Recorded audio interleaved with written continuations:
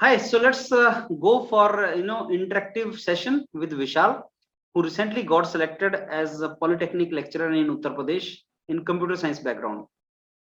Many students come for preparation of interview and they stammer sometime, and they say that stammering may be a trouble. Obviously, बोलने में stammering is a trouble.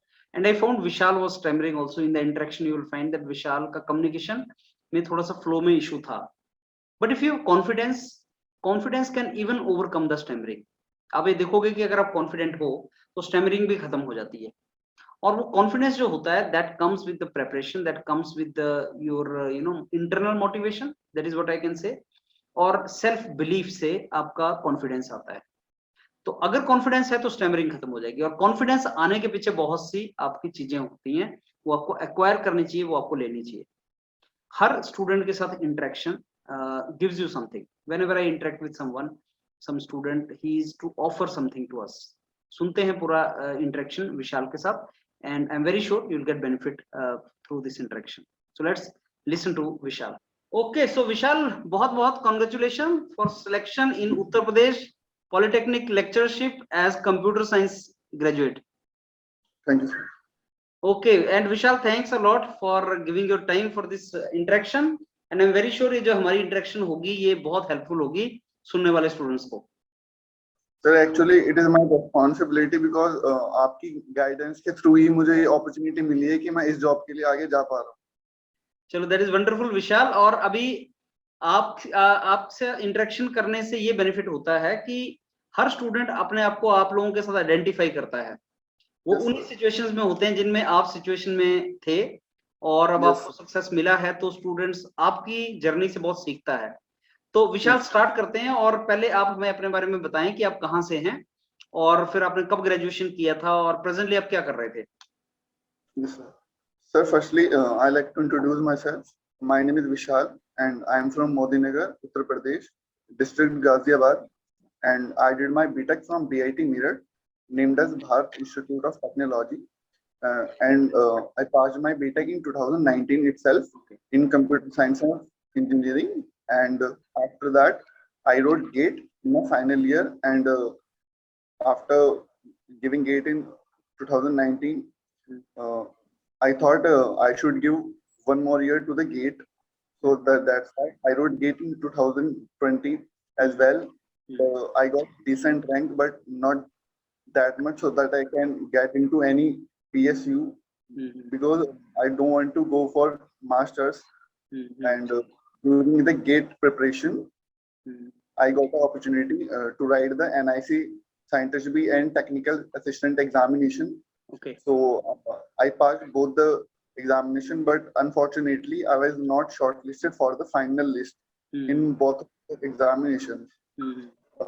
So that preparation helped me out in this exam also. Okay. And yes sir. Okay, so Vishal, आप you are a computer graduate, और computer वालों को jobs मिल जाती हैं, मतलब बाकी कंपैरिजन में, बाकी ब्रांचेस के कंपैरिजन में कंप्यूटर साइंस में जॉब्स हैं. तो आपने कभी सोचा नहीं कि मैं जॉब वगैरह कोई उठा लूं और किसी जॉब में चला जाऊं? यस सर, फाइनल ईयर में मैंने सोचा था कि, लेकिन मैंने साथ साथ ये भी सोचा था कि गेट के थ्रू अगर मैं प्रिपरेशन के लिए जाता हूँ तो मेरे जो कॉन्सेप्ट्स हैं लाइक डेटा स्ट्रक्चर, जो कि प्रोग्रामिंग बहुत हेल्प आता है उसका, तो उसको लेके मैंने कहा कि गेट के थ्रू ही मैं जो वो सब्जेक्ट हैं वो मेरे अच्छे हो जाएंगे और उसके लिए मैं प्राइवेट जॉब में भी जा सकता हूँ. लेकिन जैसे मेरी फैमिली में 2-3 लोग हों जो ऑलरेडी मुझसे कम से कम 7-8 साल सीनियर हैं, तो उन लोगों ने प्राइवेट ऑर्गेनाइजेशन में काम किया हुआ है, तो उन लोगों ने ही मुझे ये सजेस्ट किया था कि प्राइवेट जॉब के साथ साथ अगर आप गवर्नमेंट का साथ में प्रिपेयर करोगे तो वो यहाँ बेनिफिशियल है, क्योंकि वो लोग अब गवर्नमेंट जॉब के लिए स्टार्ट करने की सोच रहे हैं प्रिपरेशन. अच्छा. तो सर उन्होंने मुझसे यही बोला कि अगर आप अभी स्टार्टिंग के लिए जा रहे हो तो आप उस फेज में हो कि आपके लिए जो चीजें हैं नई नहीं लगेंगी, वरना आप अगर 6 साल दे के प्राइवेट जॉब में अगर आप उसके बाद जाओगे तो आपको सारे कॉन्सेप्ट जो हैं वो बेसिक लेवल से उठ. सही है.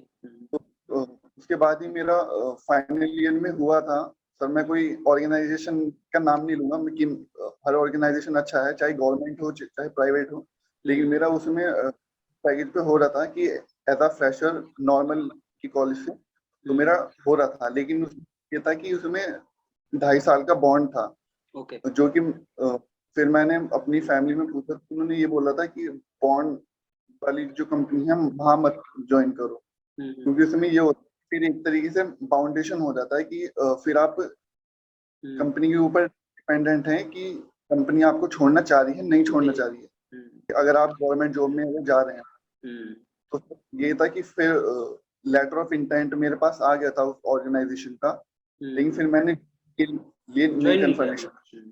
तो अच्छा, आपने एक अच्छा पॉइंट बताया कि अगर तैयारी करनी है तो बीटेक के बाद ही भिड़ जाओ, ऐसे नहीं कि कुछ साल Yes. जॉब करो फिर दोबारा वापस आओ, तो उसमें और थोड़ा पेनफुल हो जाता है काम। तो शुरू में ही तैयारी करना स्टार्ट कर देना चाहिए, और फिर जब तक Yes. अपना आपको तैयारी करोगे 2-3 साल तो लगेगा, और उसके बाद फिर Yes. आपको अपॉर्चुनिटीज मिलना स्टार्ट हो जाता है। तो अभी विशाल ऐसा देखा जाता है कि कंप्यूटर वाले बच्चों के पास गवर्नमेंट की जॉब्स की थोड़ी लिमिटेड होता है मामला, बहुत ज्यादा गवर्नमेंट जॉब्स नहीं होती हैं। तो कौन कौन सी जॉब्स हैं जिनके लिए एस्पायर कर सकते हैं बच्चे कंप्यूटर साइंस वाले? आपने एक का Yes. नाम लिया, एनआईसी वगैरह का नाम लिया, और भी कुछ हैं जिसके लिए एस्पायर कर सकते हैं? सर बहुत सी जॉब होती है, गेट के थ्रू भी बहुत सारी जॉब होती है, जैसे CIL होता है, CIL में भी हाँ सिस्टम इंजीनियर के नेम से अपॉर्चुनिटीज होती है हमारे पास, और बहुत सी PSUs होती है जो गेट के थ्रू हायर करती हैं, लाइक IOCL, ONGC हाँ और PGCIL, सही है। CRI है, और बात भी है सर, अच्छा बात भी ऑप्शन है। है, सही है। RDO, हम्म, इसरो है। और इन ऑर्गेनाइजेशन में अगर आपके कॉन्सेप्ट अच्छे हैं और आप अगर अपनी प्रिपरेशन को सीरियसली ले रहे हैं और 2-3 साल प्रिपरेशन को दे रहे हैं, कि सर मैं ये नहीं कह रहा हूँ कि 3 साल में हो जाएगा, क्योंकि मेरे मानना ये है कि अगर मैं बीटेक के सेकंड ईयर से स्टार्ट प्रिपरेशन हो जाती मेरी, तो शायद 2-3 साल भी आगे जो अब जो कैंडिडेट इन अपॉर्चुनिटीज के लिए जाएंगे गवर्नमेंट जॉब के लिए, उनके ये 2-3 साल वेस्ट नहीं होंगे अगर वो सेकंड ईयर से ही प्रिपरेशन स्टार्ट हो रही है उनकी। तो सर सेकंड ईयर से ही हमारे पास वो सब्जेक्ट्स आने लगते हैं कि जो कंपटीशन में मेनली हमारे यूज होते हैं सब्जेक्ट, क्योंकि सेकंड और थर्ड ईयर ही मेनली होते हैं जो कंपटीशन फेज के होते हैं, क्योंकि उन्हीं सालों में हमारे पास वो सब्जेक्ट्स आते हैं जो इन सब एग्जामिनेशन में मेनली क्वेश्चन आते हैं। सही है। तैयारी का वही आपका सेम ही तरीका है। Yes sir. अच्छा विशाल, अभी ये बताइए कि आपका जो रिटन एग्जाम होने के बाद फिर जो इंटरव्यू का स्टेज है उसमें कैसा गया था? इंटरव्यू किस तरीके से गया आपका, उसका डिटेल थोड़ा बताएं। सर फर्स्टली पहले तो मैंने यूट्यूब पे जाके मैंने देखा कि मेरे पास क्या क्या ऑप्शंस हैं कि मैं किस किस की कोचिंग के लिए जा सकता हूँ, तो मैंने उनके रिव्यूज देखे थे सबसे पहले। तो मुझे जो सबसे बेनिफिशियल लगा था मेरे अकॉर्डिंग वो योरपीडिया लगा था। तो योरपीडिया का मैंने वेबसाइट फिर देखा था, तो उसमें मेरे को ये लगा था कि हाँ यहाँ से जो एस्पिरेंट्स हैं उनका सिलेक्शन रेट जो है वो काफी हाई है। तो वो मैंने फिर कि जो एग्जीक्यूटिव सपोर्टिंग टीम है योरपीडिया की, उनसे मैं कॉल पे बात की थी। तो उसके बाद ही मुझे ये लगा कि हाँ कि ये ऑर्गेनाइजेशन या फिर जो ये कोचिंग इंस्टीट्यूट है ये मेरे इस जॉब के रिगार्डिंग बेस्ट रहेगा। इस जॉब के रिगार्डिंग अगर हम साइट पे जाके देखेंगे तो और भी एग्जामिनेशंस हैं जो ये कोचिंग की प्रिपरेशन हमें प्रोवाइड होती है वहाँ पे, और इसमें ऐसा नहीं है कि अगर आपको यहाँ पे मॉड्यूल ले रहे हैं हम तो ही हमें डॉक्यूमेंट्स मिलेंगे। कि ये तो योरपीडिया का एक तरीके से सर वो है कि जो कैंडिडेट्स अफोर्ड नहीं कर पाते हैं तो उनके लिए भी फ्री मटेरियल अपलोड होता है PDF। अगर आप अफोर्ड कर पा रहे हैं कि due to some financial reason या फिर कोई भी रीजन की वजह से, तो वहाँ पे आप विजिट के लिए जा सकते हैं उस साइट पे, और आप यहाँ से के लिए उस डॉक्यूमेंट को डाउनलोड डाल सकते हैं। ओके, सो फिर आपका इंटरव्यू गया कैसा था, जो आपका फाइनल इंटरव्यू हुआ Vishal? Sir final interview first of all जो योरपीडिया के फुल मॉक जो थे वो काफी हेल्पफुल थे मेरे लिए, क्योंकि वहाँ पे फुल मॉक में जो मुझसे टेक्निकल क्वेश्चन पूछे गए थे नियर बाई उनके रिगार्डिंग या फिर उनके रेस्पेक्टिवली क्वेश्चन मुझे वहाँ पे भी पूछे गए थे। और तो नॉन टेक क्वेश्चन पूछे गए थे। नॉन टेक क्वेश्चन भी जो यूरोपीडिया ने डॉक्यूमेंट प्रोवाइड किया था मुझे, उसमें से non tech I think 7 question मुझसे पूछे गए थे। 7 में से 3 वो थे जो यूरोपीडिया के डॉक्यूमेंट से ही थे। अच्छा। फॉर एग्जाम्पल सर, एक क्वेश्चन जो मैं अभी याद कर पा रहा हूँ, एक क्वेश्चन ये था कि यूपी का जो सेक्स रेशियो है वो क्या है। अच्छा, वो आ गया था क्वेश्चन। हाँ ये सर, तो यूरोपीडिया में कि दे रहा था डॉक्यूमेंट में कि यूपी का सेक्स रेशियो क्या है, तो वो तो मेरे को ठीक। Okay okay. और चेयरमैन साहब ने क्या क्या क्वेश्चन पूछे थे विशाल, जब आप अंदर गए तो क्या कैसे गया था उनका? सर चेयरमैन सर ने पहले तो यही पूछा था कि आप अपने भागीरथ की वजह से आप यहाँ तक आते हो इंटरव्यू तक, तो भागीरथ आपके माइंड में क्या आ रहा है कि आपके अकॉर्डिंगली भागीरथ क्या है। तो सर उस टाइम पे मेरे दिमाग में ये आ रहा था कि अगर मैं इंटरव्यू तक आया हूँ तो मैं अपने हार्डवर्क की वजह से आया हूँ। तो मैंने वहाँ पे, ये मेरे फर्स्ट क्वेश्चन था, तो मैंने ये बताया था कि सर जो जो मेरा हार्डवर्क था और जो मेरी कंसिस्टेंसी थी, उसकी वजह से ही मुझे ये अपॉर्चुनिटी मिली है कि मैं आप लोग अपने यहाँ पे आ पाया हूँ। तो उन्होंने ये बोला, तो उन्होंने ये बोला था कि भागीरथ थे कौन। तो सर भागीरथ हमारे वो थे जिन्होंने शिव जी की यह तपस्या की थी कि जो यह गंगा माता आए या पृथ्वी पे आए। तो ये आंसर मेरे को ये बोला था कि गुड की ये आंसर ठीक है कि नॉर्मली इस जनरेशन में ये चीजें होती नहीं है। और एक पूछा था कि हमारे की जो संस्कृति है उसमें 4 वेद हैं, तो उन 4 वेदों के नाम बताओ। तो सर मैंने वो भी कि मैं हाँ, क्योंकि मेरा जो इंटरव्यू था वो 21 जून को था, तो मैं 17 से ही जो जो इंटरव्यू एक्सपीरियंस डाल लेते, तो मैं वो सुन रहे थे कि हाँ कि ये क्वेश्चन कि पूछे जा रहे हैं। तो देख के गया था कि हाँ अगर ये पूछेंगे तो मैं इसमें आंसर आराम से दे सकता हूँ। सही है। अच्छा विशाल, आप मेरे को विशाल ये बताइए, जैसे आप स्टैमरिंग करते हैं, यस सर, तो क्या वहां पे इसकी प्रॉब्लम नहीं आई थी? सर स्टैमरिंग का मैं प्रॉपर नहीं कह रहा, बट ये है कि अगर वहां पे था मैं, तो उस पे मैं बाहर से ही थोड़ा कॉन्फिडेंट होके गया था, लेकिन बाहर जब मैं नाम देखा था कि हाँ ये पैनल मुझे अलॉट हुआ है, तो जो टेलीग्राम ग्रुप था तो उस पे एक्सपीरियंस हमारा ज्यादा अच्छा नहीं था उस पैनल के अकॉर्डिंगली।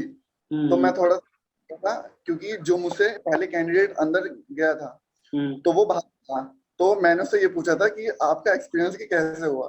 तो उसने मेरे से ये बोला भाई जाना तो कॉन्फिडेंस लेके जाना, क्योंकि मैं अंदर जाके कि कॉन्फिडेंट मैं नहीं था बिल्कुल। अच्छा। तो मैंने बोला ठीक है, तो मैं बाहर 2 मिनट को मैंने ब्रीद इन ब्रीद आउट किया, फिर मैं जाके वहां में रूम में एंटर हुआ। फिर मैं वहां पे जाके कि पूरा कि कॉन्फिडेंट था कि उसमें मेरे को कि मेरे एक भी सेकंड के लिए स्टैमरिंग का प्रॉब्लम या फिर लैक ऑफ कॉन्फिडेंस मेरा हुआ हो, क्योंकि मैं 2-3 चीज प्रिपरेशन में लेके गया था कि अगर वो मुझसे बोलेंगे कि आप ये टॉपिक जो है बोर्ड पे जाके समझा दीजिए, तो मैं ऐसे ही लेके गया था कि अगर कोई क्वेश्चन मुझे ऐसे लग रहा है कि मैं ऐसे ओरली उन्हें नहीं समझा पाऊंगा, तो मैं अपनी तरफ से ही इनपुट डाल दूंगा कि सर मैं यूज द बोर्ड, तो उनके माइंड भी जाएगा कि हाँ बंदा कि थोड़ा कॉन्फिडेंट है कि अगर हम इसे बोर्ड पे ये भी तो ये एक्सप्लेन आराम हो जाएगा इसकी तरफ से। तो मैंने ये क्वेश्चन एक ने पूछा था कि राउंड रॉबिन क्या है, तो सर से मैंने वही बोला था कि सर राउंड रॉबिन जो है वो शेड्यूलिंग एल्गोरिथम है, and if you want I can explain this algorithm on the board. वो तो बोला था कि नहीं नहीं कि नो नीड, कि आपने जो जो बताया कि वो हमारे लिए ठीक है, इनफ है। ओके। तो सर ये जो 1-2 चीजें थी वो देख के खत्म। तो चेयरमैन साहब, मैंने सुना है कि चेयरमैन साहब कई क्वेश्चन ऐसे पूछ रहे थे जो थोड़े अलग टाइप के क्वेश्चन थे, बिल्कुल ही हट के क्वेश्चन थे, तो कोई ऐसा क्वेश्चन आपसे तो नहीं पूछा था उन्होंने? सर मुझसे 2 क्वेश्चन पूछे थे कि जैसे जो हमारे टीथ होते हैं तो उसमें एक हिंदी में उन्होंने वर्ड बोला था अकलदार। अक्कलदाड़, हाँ। हाँ कि वो यह कब आती है। विजडम टूथ बोलते हैं इसको।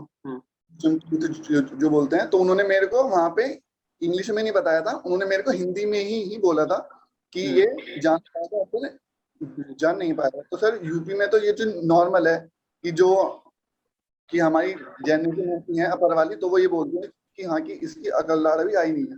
हाँ। तो उन्होंने ये पूछा था, तो मैंने बोल दिया था कि सर क्या कोई एक टाइम नहीं होता है कि, लेकिन इसकी रेंज होती है कि 18 से 24 के एज के बीच में नॉर्मली ये आ जाती है।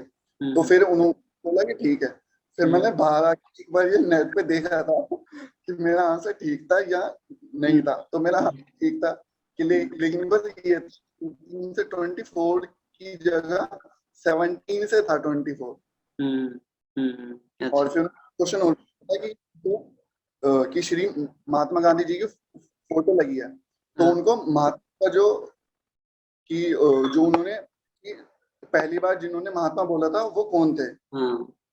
मैं एक सेकंड को वहां पे पॉज हो गया था कि वो थे कौन, क्योंकि 2-3 लोग थे। तो फिर मुझे ये याद आया था कि 1892 शायद में रविंद्रनाथ टैगोर जी ने उन्हें कि ये बोला था पहली बार। तो उन्होंने लेकिन एक बार जाके बाहर चेक कर लेना कि आंसर ठीक नहीं है। तो मैंने बोला था कि सर जी जहाँ तक मैं जान पा रहा हूँ या याद कर पा रहा हूँ, तो मुझे लग रहा है उन्होंने ही बोला था कि लेकिन फिर भी मैं अभी बाहर जाके ये चीज में कर लूंगा। तो मैंने बोला था मैंने बाहर आके ये भी चेक, तो ये भी ठीक था। तो जब आपका इंटरव्यू हो गया तो आपको लग गया था कि इंटरव्यू मेरा ठीक किया है? हाँ sir. Okay sir non tag था, नॉन टैग में उन्होंने मुझसे ज्यादा नहीं पूछे थे, क्योंकि और जो कैंडिडेट थे, क्योंकि शाम को आगे मैंने और सबके एक्सपीरियंस मैंने देखे थे। तो एक ऐसा था, उससे टोटल जो क्वेश्चन इंटरव्यू में पुटअप हुए थे वो 42 थे, और 26 क्वेश्चन नॉन टैग थे, और उसको सेम अलॉट हुआ था, और सेम 26 क्वेश्चन नॉन टैग में पूछे थे। अच्छा। चलो ग्रेट। तो विशाल, आपको जब ये रिजल्ट आपको सुना तो कैसा फील हुआ उस टाइम पे? क्या क्या फीलिंग था सर रिजल्ट? पहले तो वेबसाइट पे जाके देखा कि क्या आया क्या नहीं, तो फिर मैं एक सेकंड तो यहाँ ब्लैंक हो गया था कि आ गया। अच्छा। मैं शांत हो गया था कि सब जो मेरे भाई बहन है, क्योंकि सर मैं अपनी फैमिली में कि छोटा हूँ सबसे, हम 3 भाई बहन, तो वो लोग मेरे आसपास ही थे। तो मैंने एक भी शब्द नहीं बोला, मैंने साइट पे उस पीडीएफ को डाउनलोड किया। पहले मैंने कि चेक किया कि पहले देखूं कि नाम है या नहीं है। फिर मैं नाम चेक किया कि है, फिर मैं आउट किया कि नाम आ गया, कि फिर 2 सेकंड मैंने है डांस किया था कि हाँ हो गया। ओके। तो सारे बहुत खुश हो गए होंगे यार? सर उस टाइम पे ये भी था कि जो मेरी बहन है वो मंडे की फास्टिंग रखती हैं, तो वो उस पे वो फास्ट खोलने ही वाली थी।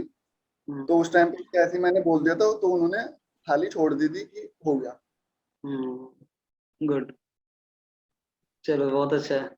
पूरी फैमिली का जो है ब्लेसिंग्स होती हैं सिलेक्शन हाँ, के यस। लिए। चलो बहुत अच्छा विशाल। अच्छा विशाल, अब आपने बहुत अपना पूरी जर्नी शेयर की।